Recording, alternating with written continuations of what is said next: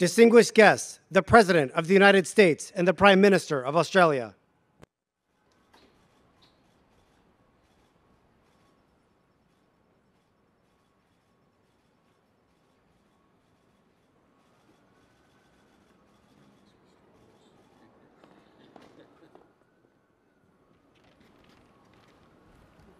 Over there, don't need these.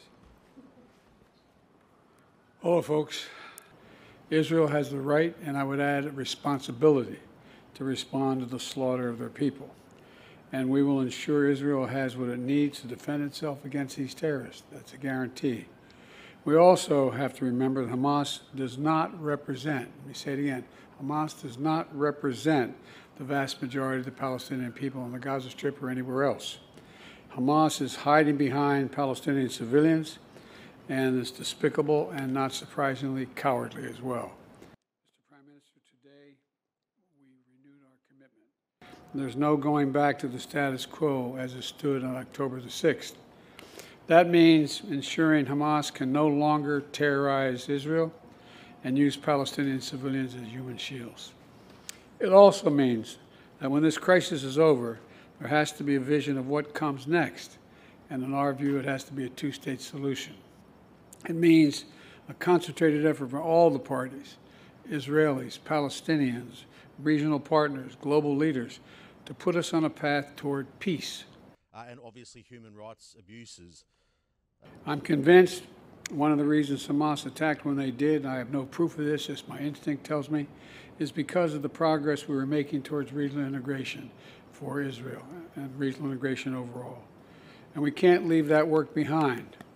And one more word on this. I continue to be alarmed about extremist settlers attacking Palestinians in the West Bank, that pouring gasoline on fire is what it's like. This was a deal. The deal was made, and they're attacking Palestinians in places that they're entitled to be. And it has to stop. They have to be held accountable, and it has to stop now.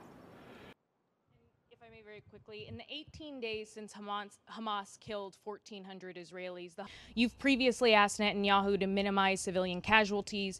Do these numbers say to you that he is ignoring that message? What they say to me is I have no notion that the Palestinians are telling the truth about how many people are killed. I'm sure innocents have been killed, and it's the price of waging a war. I think we should be incredibly careful. I think not we, the Israelis should be incredibly careful to be sure that they're focusing on going after the folks that are propagating this war against Israel. And it's against their interest when that doesn't happen.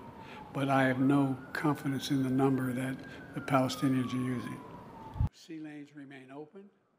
He doesn't unilaterally be able to change those matters and on others, but I look forward to a constructive.